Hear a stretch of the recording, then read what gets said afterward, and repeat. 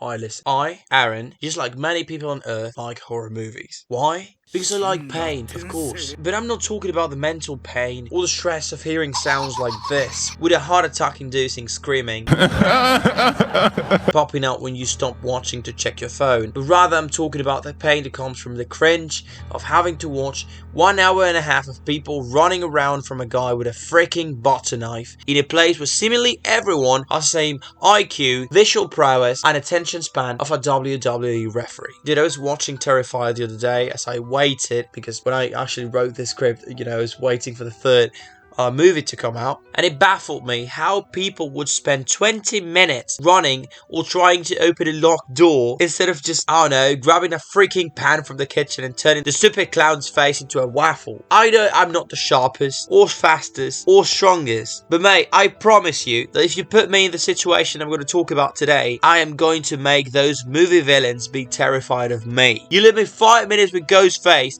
and I can promise you he's gonna learn. What's up?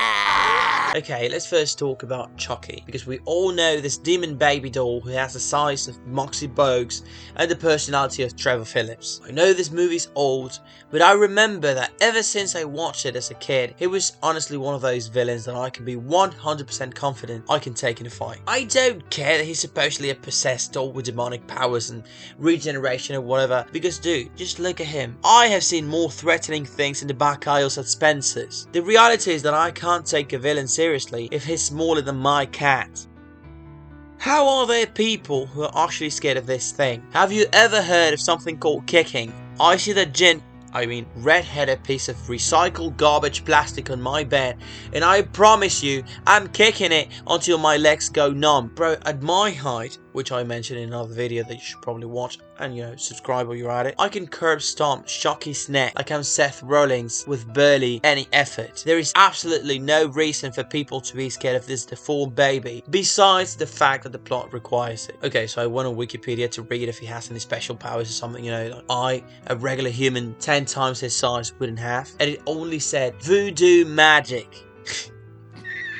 Like, come on now. I don't mean to be disrespectful, but come on. I can't take this seriously. What's he gonna do? Take out of his pocket an even smaller doll and start poking it with a toothpick? Come on, man. Be real. Like, if you listen to Chucky, you're not even in a horror movie. You're just the bloke who lost to a Funko Pop with anger issues. But let's talk about something more threatening. I mean, just the fact that there have been more Ghostface killers than Doctor Who's at this point should tell you that the life expectancy of these guys is shorter than that of an Iranian spy. And why could that be? Certainly, could it be the fact that they really were just a bunch of randoms with a costume they stole from some cult's basement and a knife? Like, that's it? Like, you're not really primed for success, were they? I don't understand why the weapon of choice is a freaking knife. Like, you mean to tell me that a random kid in Alabama or Florida can go to school with half a military arsenal and this terrifying serial ghost makers only have access to a knife? Like, at least some dudes were trying in other movies, like the guy with the burn unit who can't even wipe his butt, or the masked lumberjack. Even the hockey masked dude with a face of Picasso painting has a common sense to use a jungle katana.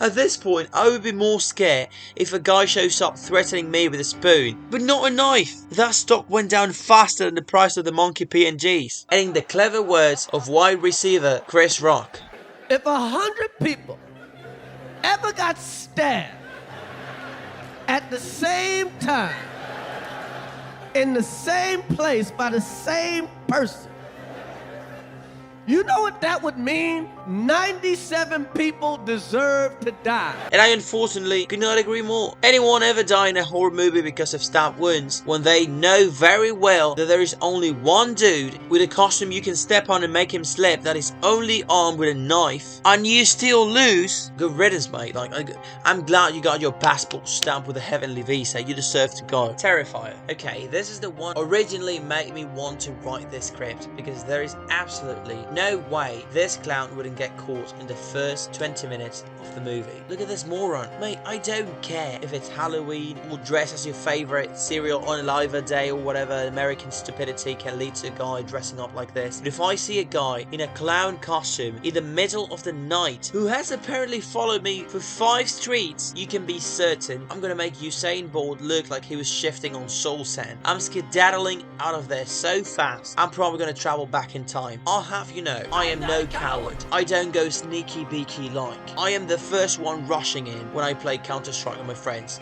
regardless of the outcome. I said regardless of the outcome, alright? But dude, this is a guy in a freaking clown costume that has followed you for a bunch of streets, that has the stare of 1,000 cents or whatever it is people call crazy eyes these days. The other horror villains, I'm like, sure, I can take them out. And technically speaking, the same could be applied for this clown. But my point is, just don't be in a situation where he could kill you. You know what I mean? Just run. Like, just run. There is no shame in running. Just don't run into an empty street or an abandoned warehouse and you should be fine for the sequel. And as a final piece of advice, if you have him on the floor, just don't stop hitting him until he's no longer breathing. He's one of those who once again only uses a dumb kitchen knife as a whip. Huh? No. Wait. That's cheating. I was not informed of that. That's cheating. And of course, we couldn't go mentioning one clown without mentioning probably the godfather of clown horror, you know, without mentioning it. And in order to survive this movie, you know, if you really stop to think about it, just like if you like Minecraft, or like if you were a Nickelodeon teenage star, you know, a couple of years ago, you should be fine as long as you're not a minor. And I, at least last time I checked, I am not one. Like, honestly, the setup for this movie only works if you spend half your childhood playing Roblox. But even then, you'll be used to fending off predators. And this might sound a bit mind-blowing, but, just don't talk to the weird-looking clown speaking from a storm drain. I don't care how many gobstoppers or curly whirlies or Clash Royale gems he offered you. Like, just don't talk to him. When will people understand that clowns are not safe and funny? Don't fear us. We're here to make you Follow us on TikTok.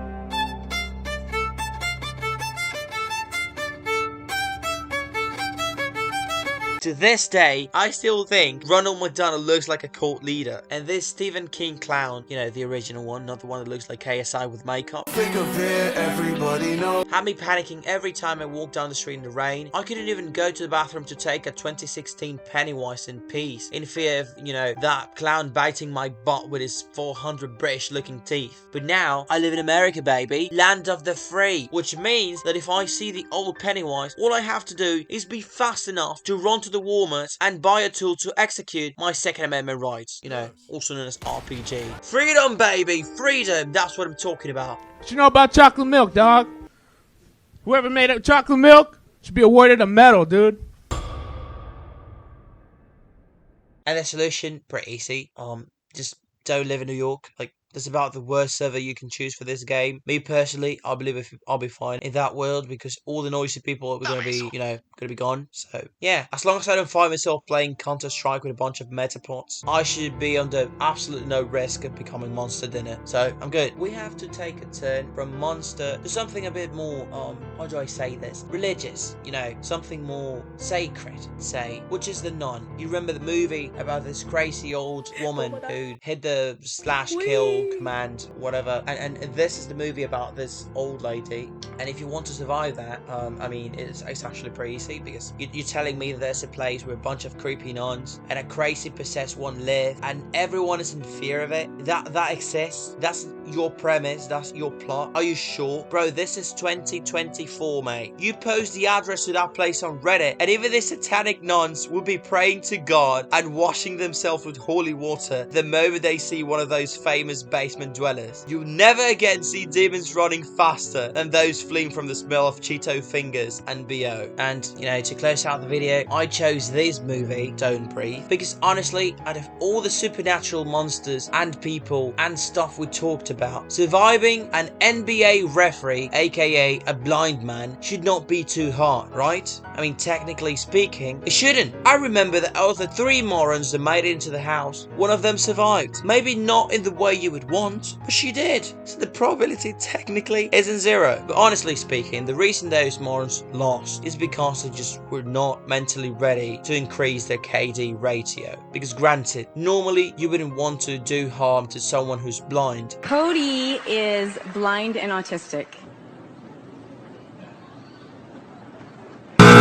But this guy is not a regular blind person. This old dude is like Denzel Washington in that one creepy nasty movie. He's a tough Bayfong, the daredevil of blind people. The moment I see him doing some weird echolocation ninja stuff, I'm getting strapped or getting out. I am not risking ending in a dark EDP dungeon suspended by cables and stuff like what you would expect to see in a tech night, aka Diddy party. I'm just not risking it, bro. You throw me to any of these movies, they won't know what hit them. Literally, I for once would love to see a movie where half the cast do not lose 70 IQ points the moment they hear about the killing. Mate, common sense, a charged phone, and even pepper spray could get you out of 70% of these movies. You know, assuming we're not talking about the ones with actual demons and babies doing keg stands and goat blood, you know. But if it's a regular dude with a kitchen knife, unless we're talking about someone the size of Shaquille O'Neal, this being twice the size of Shaquale O'Neal, I don't want to hear how he increased the population in heaven with a knife or a machete. Anyways, too much for today, so rant's over. As always, if you made it this far, please don't forget to leave a like, subscribe and hit the bell, and share it with your friends unless you want them to have no idea what to do when they're a plush. You start choking them at night. Is that what you want? Is that what you want for your friends?